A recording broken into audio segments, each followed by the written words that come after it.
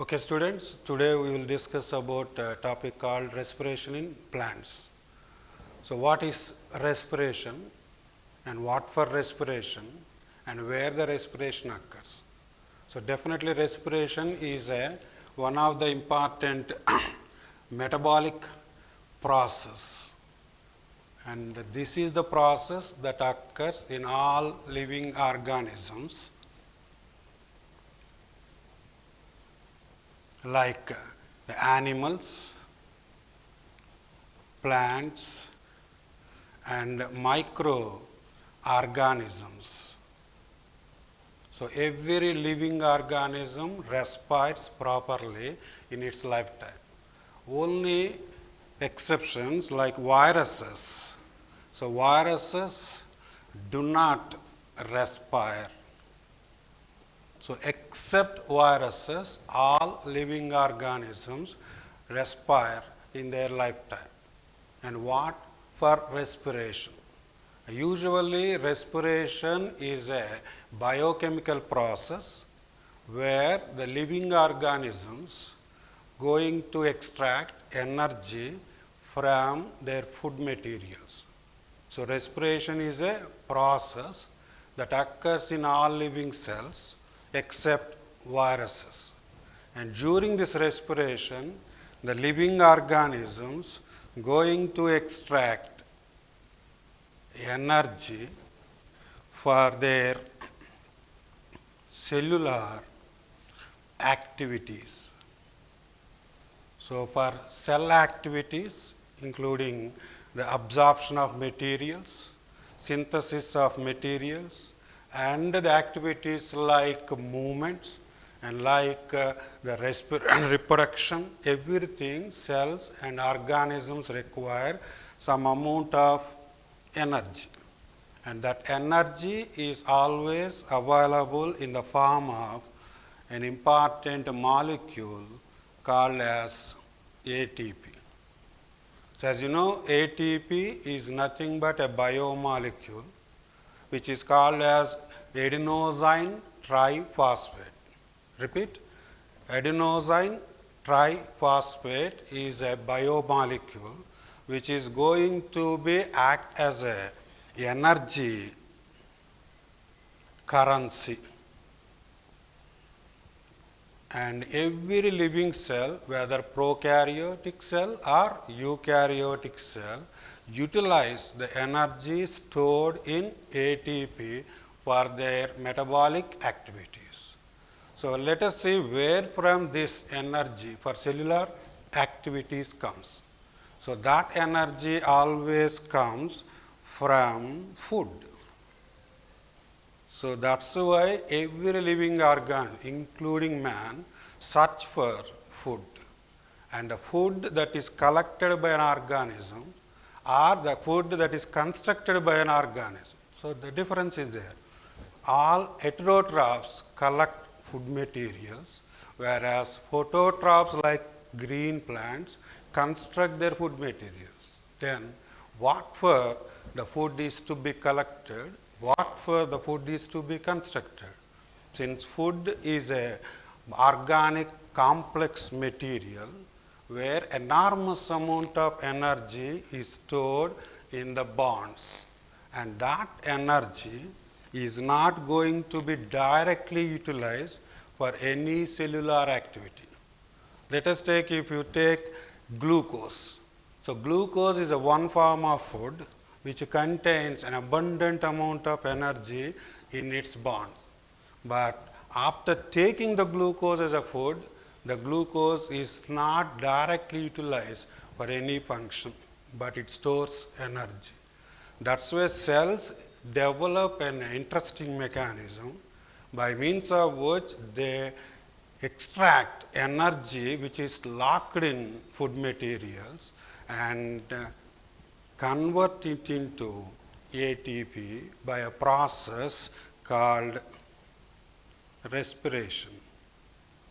So respiration is a fundamental process for extracting energy from the food materials.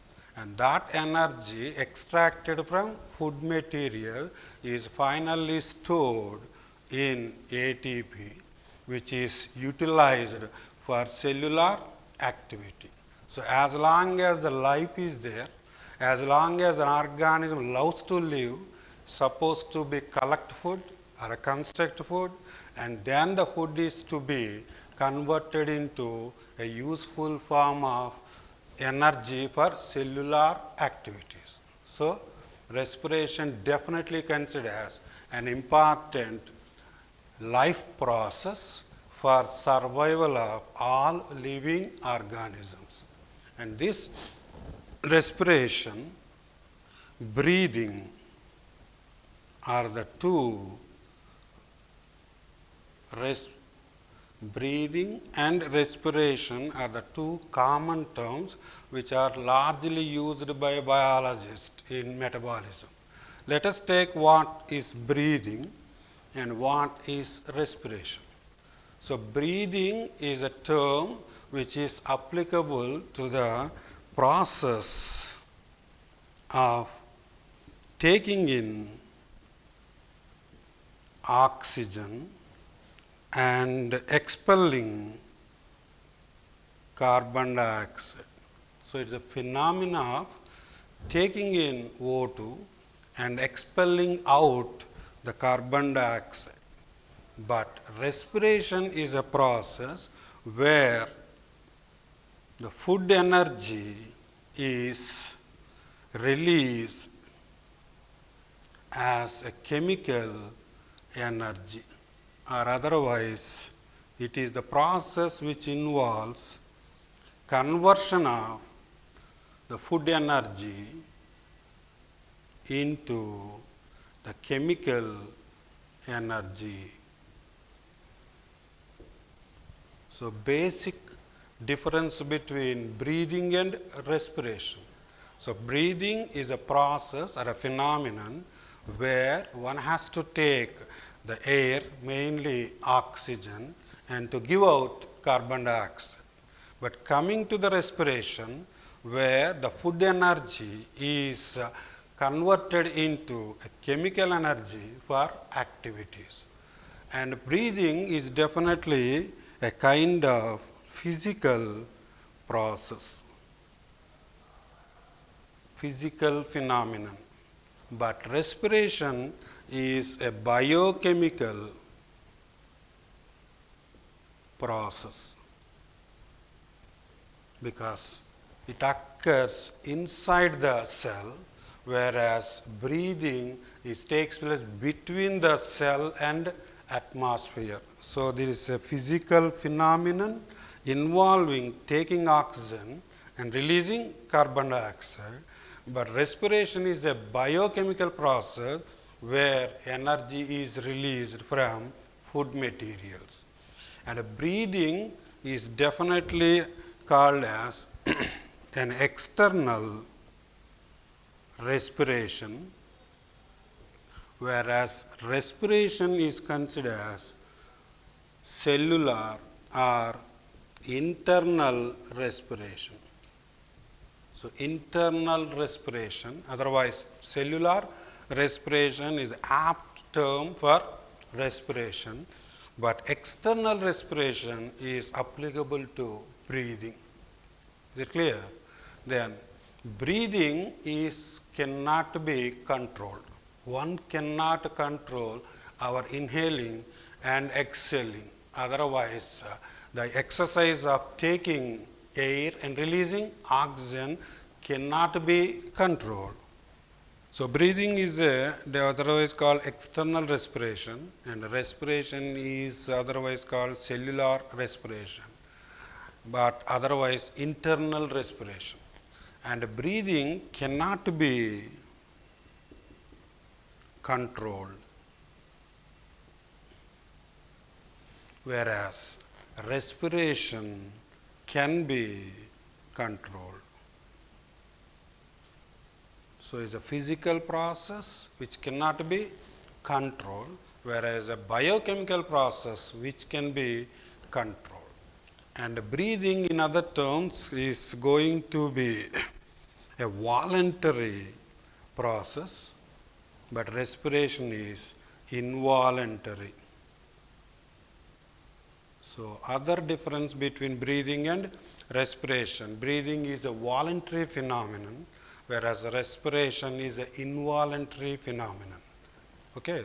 And breathing is a process which does not yield any energy.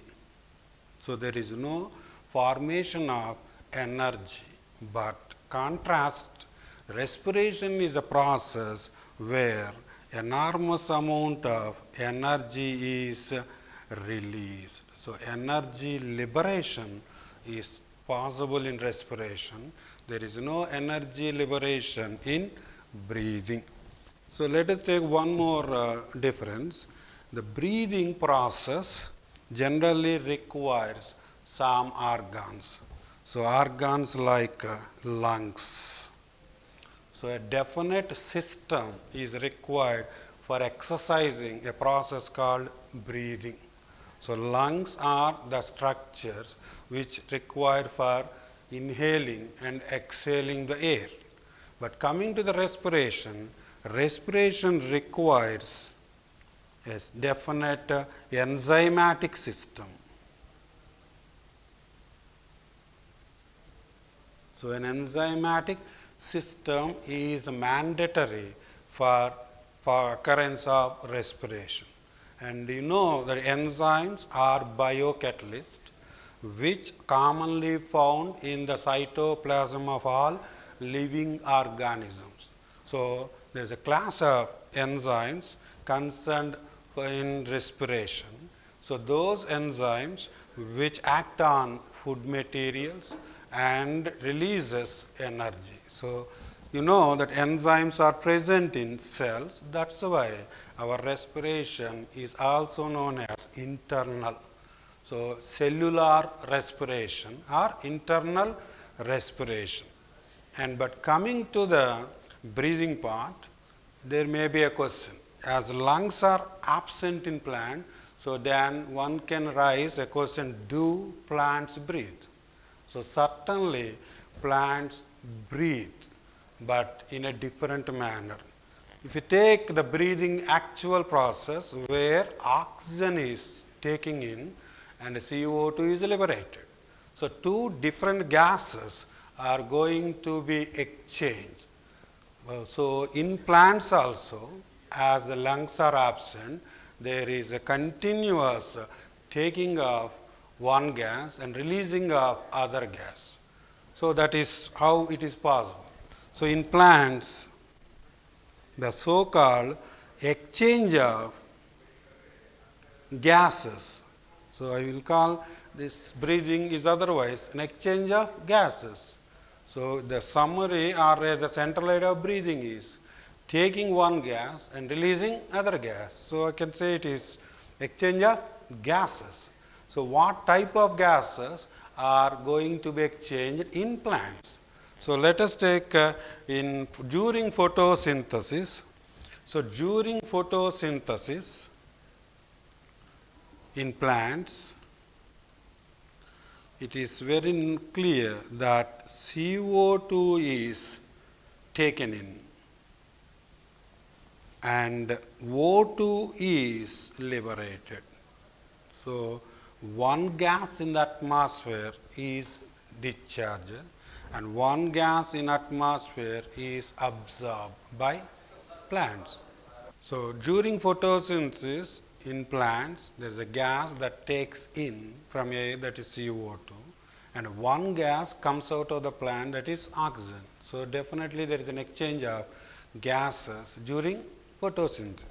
Coming to the respiration, during respiration in plant, oxygen is taken in, whereas CO2 is liberated. So, definitely in photosynthesis and in respiration, there is an exchange of gases. But without lungs, how these green plants exchange the gases? So, that is through a definite pores which are known as stomata and lenticels. So, lenticels and stomata are natural pores that are seen in plant body and which are useful for exchange of gases. So, you know that stomata are the so-called small natural pores present on the epidermis of young aerial plant pods. So, stomata are the small natural pores present on the epidermis of aerial young pods. And you know that stoma is a single pore surrounded by two guard cells which are surrounded by subsidiary cells, maybe two to many. And this is the pore which helps in entry and exit of gases, either CO2 during photosynthesis and coming out oxygen. And there are other pores which are seen on woody stems called lenticels. So, lenticels are normal lens-shaped pores which are seen in the hard woody portions. So, this is a lenticel meant for exchange of gases. So, lenticels and stomata are the natural openings on the plant body, either young parts, stomata, and old woody parts, lenticels. They help in an important exercise called exchange of gases. So, that means plants do breathe. Definitely they breathe, but in a different manner, not by means of respiratory organs like lungs, but by having a natural openings like stomata and lenticels. I think it is clear. So, there is a definite exchange of gases. So, in respiration, so breathing and respiration are the two different processes which differ in their certain characters. So, I think it is clear. And coming to the another important part, how a green plant survive without the respiratory organs, without the process of the lung involved actions, because in plants the rate of gaseous exchange is relatively less than the animals. So, plants do manage the respiration process without any structure like lungs, because the gaseous exchange that occurs in plants is less than that of animals. And moreover, plants do not suffer from gaseous, or rather do not suffer from any gaseous exchange demand. So, they never face any demand regarding gaseous exchange, since they are going to control their gaseous transport very intelligently. So, they do not present any type of gaseous exchange demand. And relatively every part like leaves, like roots, like stem in green plant, they are going to take care of their gaseous exchange demands, or rather gaseous exchange need. So, very intelligently the plant parts like leaves, roots and stems that take care of their gases exchange need. And one more thing is, in plants, the transport of the gases is very less. Whereas in animals, there are several parts far away from each other. So, to supply the gas from one part to another part, there requires a well-established, well-developed trachea system or well-established the lung system. But in plants, the transport of gases is going to be very less. By means of simple diffusion, the plant cells exchange their gases. That's why in plants, living tissues are placed peripheral to the axis. Dead tissues are placed in the central of the axis. So, the peripheral layers, even in a woody tree, made up of living cells, which are very much close to the atmosphere. So, without any problem, the peripheral region of a woody trunk can exchange the gases. And intelligently, plants maintain dead tissues at the center. So, you know, dead cells are unfit for metabolic activities. Dead cells do not require any sort of energy. So, that's why the deeper layers are not for respiration. So, no need to transport gases to the deeper layers. As there is no requirement for transport of gases to the deeper layer, there is no requirement for lungs. So, we are always appreciate the technique performed by green plant by placing the living cells close to the surface. By means of simple diffusion, they entertain the exchange of gases. And one more character is, in living tissues, if you say cortex or mesophyll.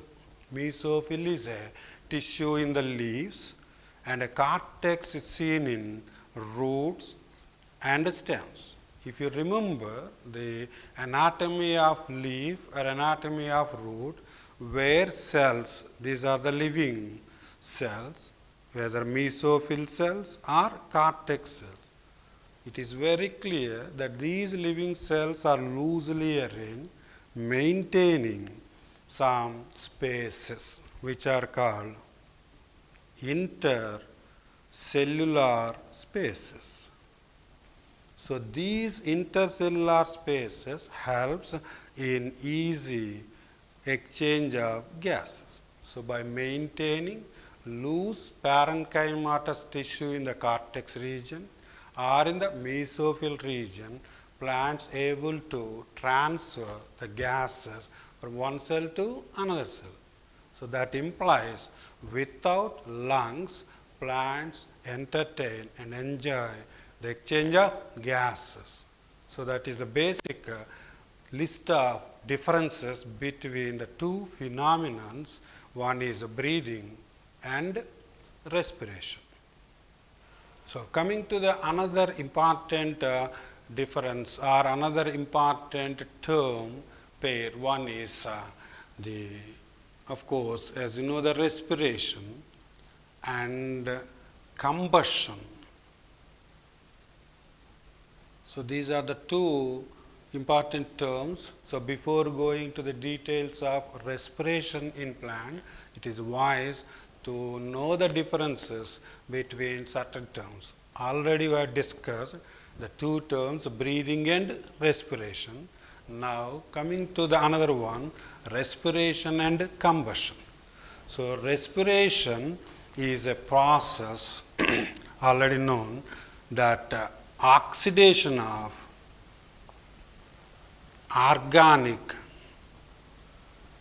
molecules, whereas combustion is also a kind of oxidation of any substance. So both are chemically an oxidation process, but during respiration the energy is liberated, during combustion also energy is liberated. But major difference is during respiration energy that is present in food materials is released in a stepwise manner. So there is a stepwise release of energy present in food materials during the process of respiration. But coming to the combustion, what all the energy that is present in a substance that is going to be released. So here also there is a phenomenon of energy release, but that energy is released all at once. So there is no question of stepwise release of energy during combustion, but during combustion energy is definitely releases, that energy release all at once. And in respiration, the oxidation of food materials to release energy is very much mediated by a class of enzymes. So it is an enzyme mediated process. So with the help of some enzymes, the food material undergoes oxidation and release energy in a stepwise manner.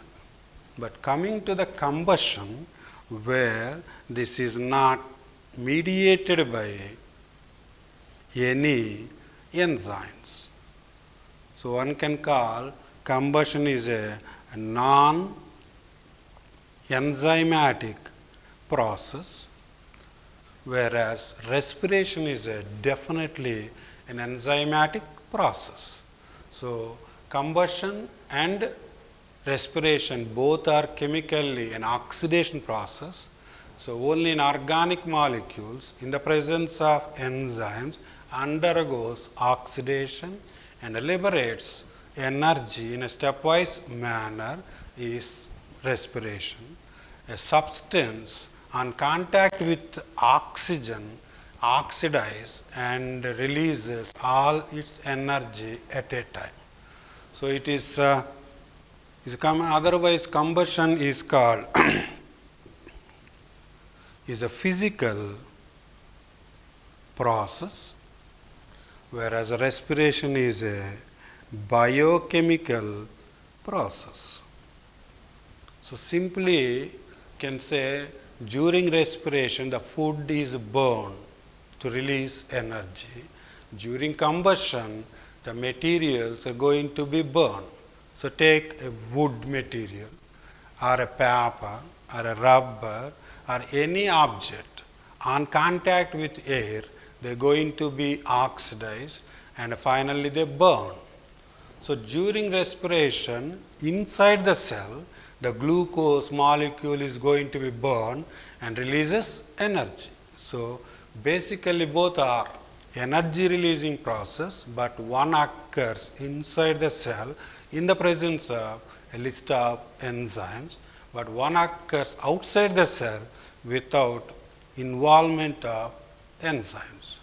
So during the burning of a wood, one can see light, one can feel heat, and one can notice smoke. So during oxidation of substances, during the process of combustion, there is a appearance of light, and there is a temperature rise, and also one can witness the smoke. So smoke is liberated, light is generated, and temperature rises during the combustion. But in respiration, there is no question of light generation, no light, and there is no question of smoke. But here also, heat energy is liberated. So heat is generated, but no light and no smoke.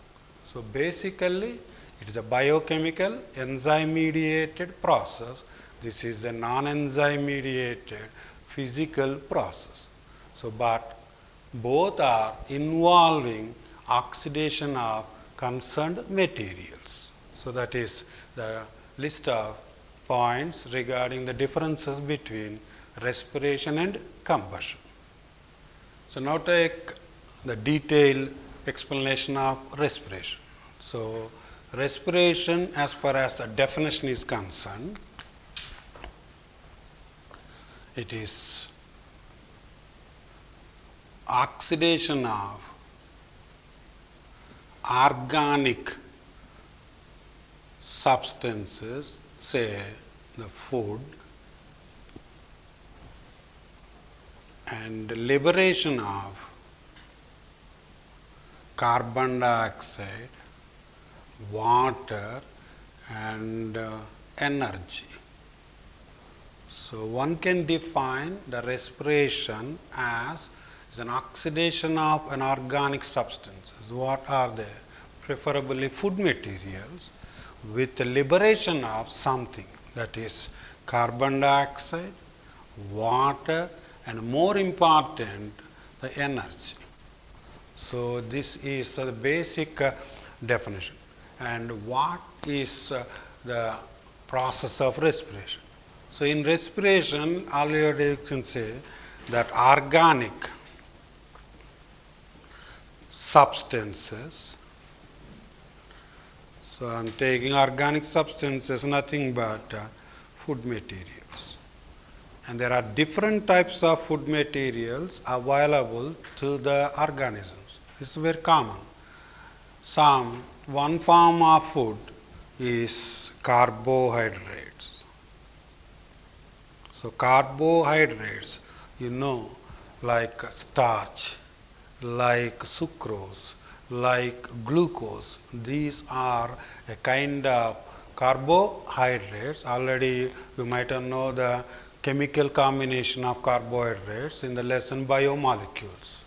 So carbohydrates are one form of food materials available for living organisms. Another type of food material, so carbohydrates like starch, carbohydrates like sucrose, carbohydrates like glucose are considered as one form of food that undergoes oxidation. And another form of food material that undergoes oxidation, fats. So fats are another kind of biomolecule which act as reserve food materials. And another form of food called proteins.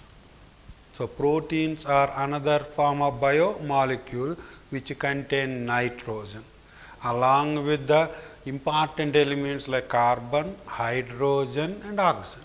So nitrogenous food that is present in living cells, say what? Proteins. So carbohydrates may act as a food materials, fats also act as a food materials, and proteins are also act as a food material. Apart from that, sometimes organic acids may also serve as substrates for respiration. So I am calling all these as a substrate. So what is? Substrate is a material for a process.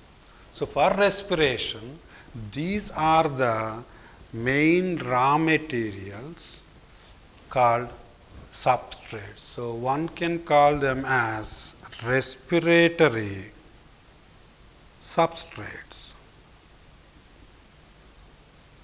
So the substances which are going to oxidize in order to release energy in during respiration can be called as respiratory substrates. So, what are the different types of respiratory substrates?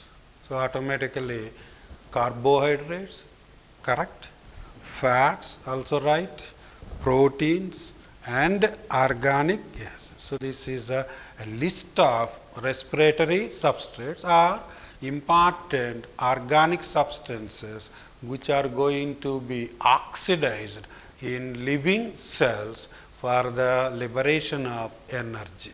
So, is it clear?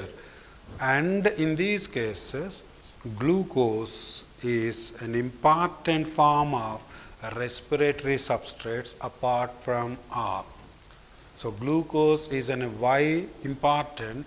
It is the simplest molecule to undergo oxidation during the process of energy liberation. So, cells loves to oxidize glucose more than the other parts. So, this is one. In all these cases, you can see the basic structural element like CHO, carbon, hydrogen, oxygen, and where they are linked by bonds. So, those bonds are the places where energy is stored. So, during the oxidation, the energetic bonds that are seen in this material are going to be broken down. So, breaking of carbon-carbon bonds. What is it? Breaking of carbon-carbon bond present in a complex organic substances through oxidation in order to liberate energy for cellular activities, you can call respiration. So, the carbon-carbon bonds in glucose or carbon-carbon bonds in fats or protein are going to be systematically in a very well decent stepwise manner, they are broken down. Every time if a bond is going to be broken, some amount of energy is liberated. So, let us see this complex organic compound.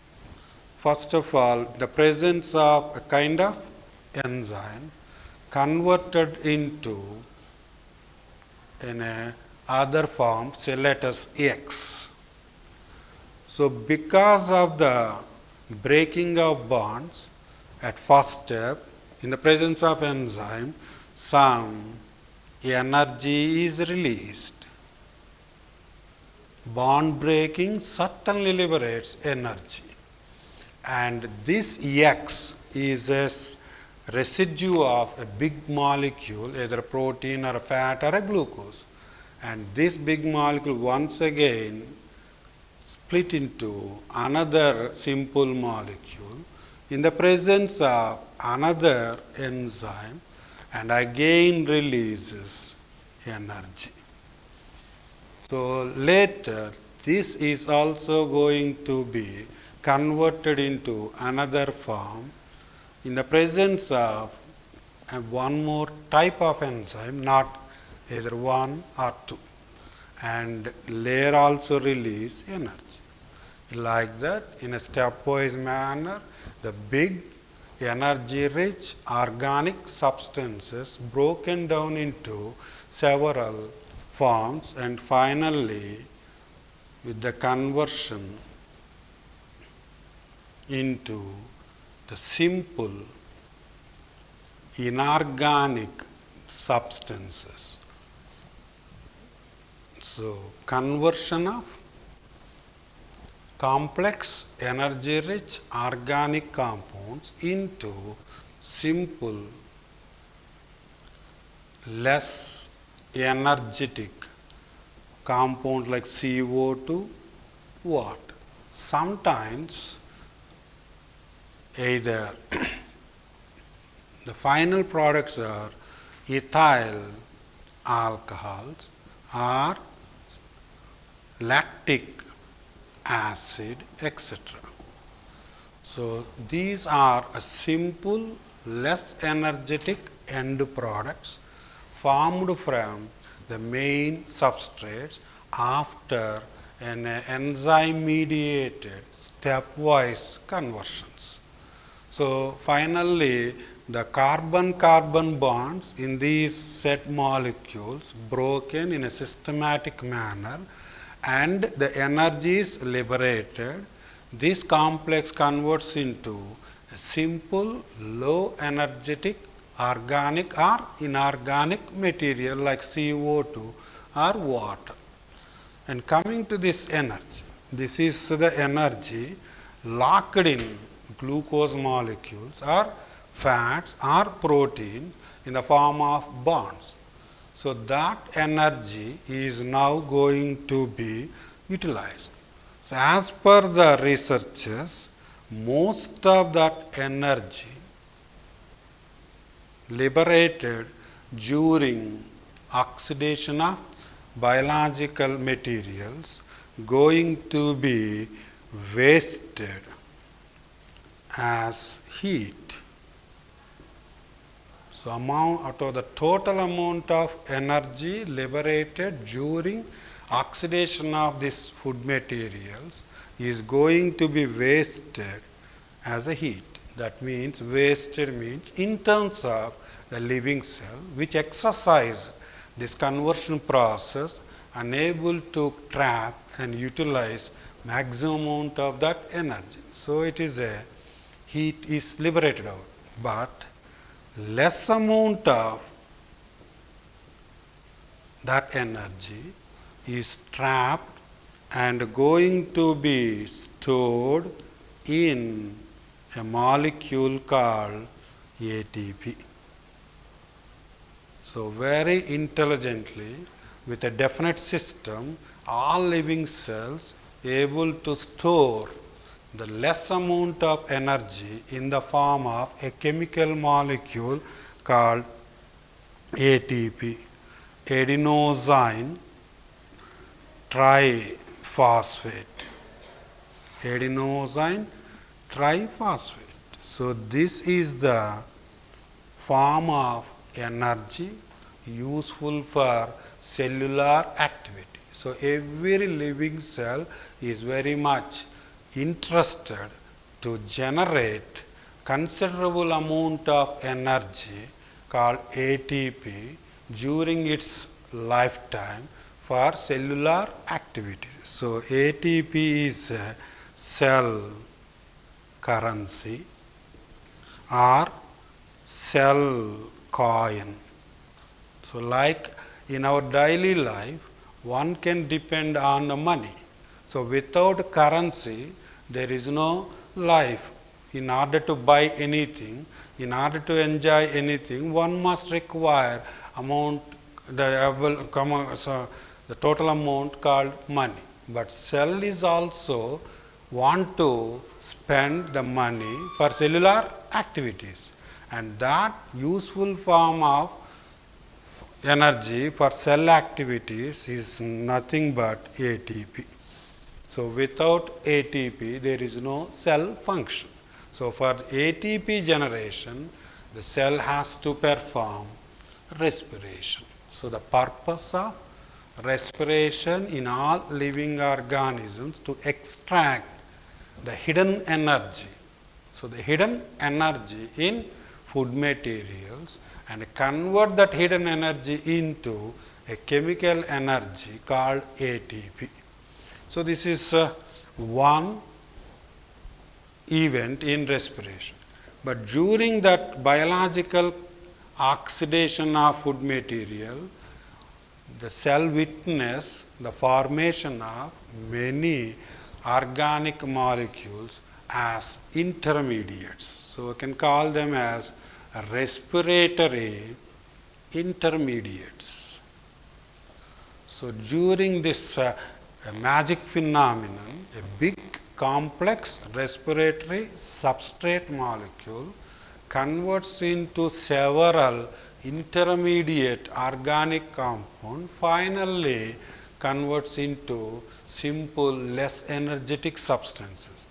And the energy is utilized, and these respiratory substrates are also going to play a very important role in cell metabolism. So there are various types of substances, say pyruvic acid, maybe acetyl coenzyme A, like alpha-ketoglutaric acid, dihydroxyacetone phosphate. So these are various types of respiratory intermediates. But these respiratory intermediates also have a role in cell growth and cell development and also cell maintenance. So number of amino acids are required for protein synthesis.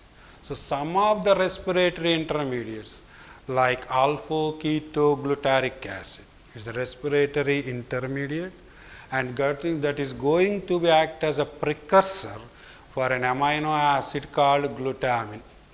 So you know glutamine is an important amino acid for protein synthesis. So like that, chlorophyll is an important biomolecule that is also synthesized from one of the respiratory intermediate called succinyl coenzyme A.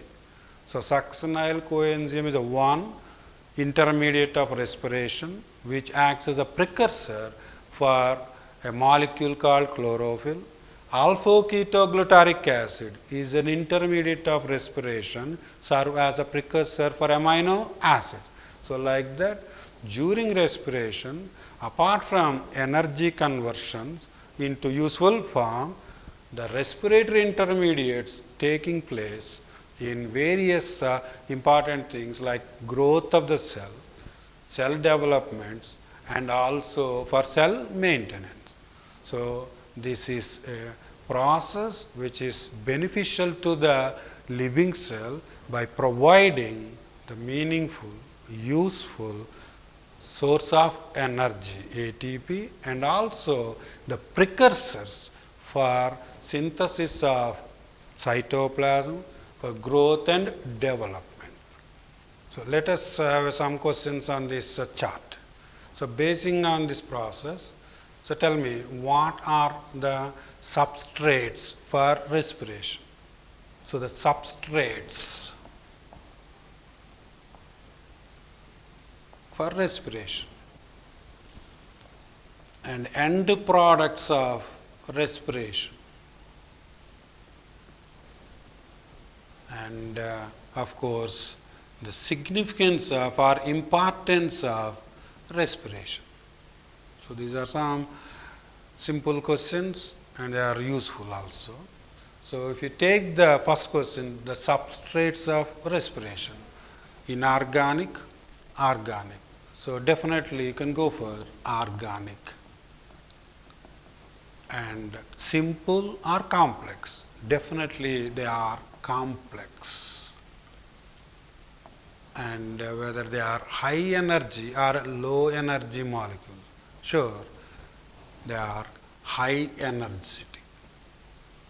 So for this question, substrates for respiration are nothing but complex, organic, high energetic substances and end products of respiration. So you can say carbon dioxide and water. In one type of respiration, it is called aerobic. So you can see later what is aerobic.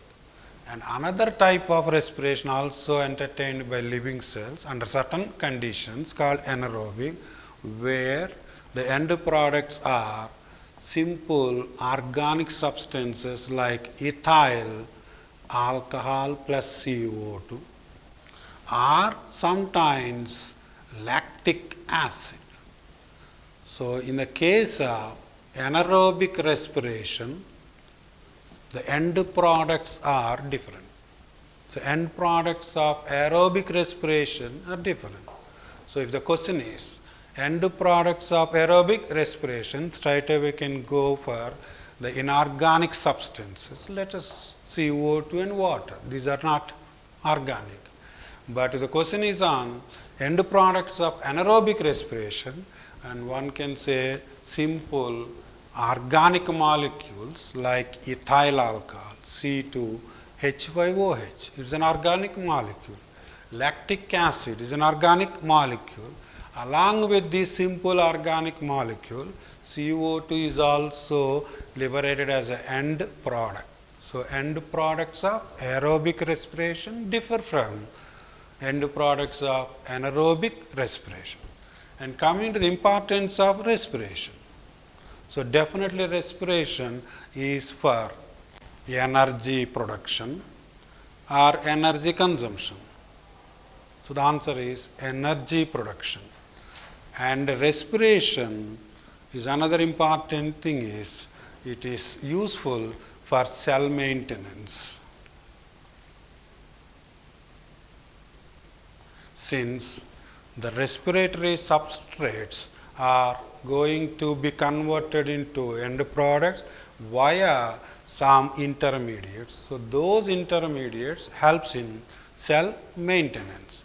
And respiration is also play an important role in carbon budget of the cell. The carbon budget of the cell is maintained by respiration. So, these are some basic points. So, respiratory intermediates where you can see this squiggling line. Squiggling lines implies the energy. So, one intermediate X convert into Y in the presence of an enzyme and Y convert into Z in the presence of another. That means there is a series of enzyme mediated reactions involved in energy liberation. And one more thing is, out of the total energy released, most of that energy is not useful for cell.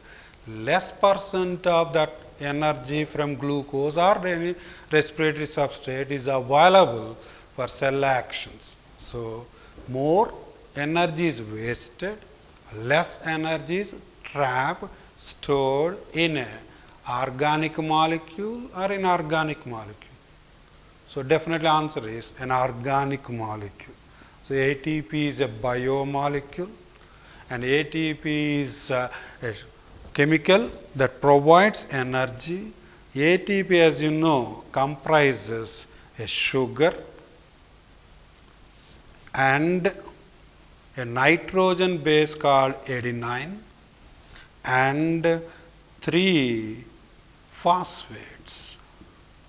So, it is a well-known molecule, already you have studied in biomolecules.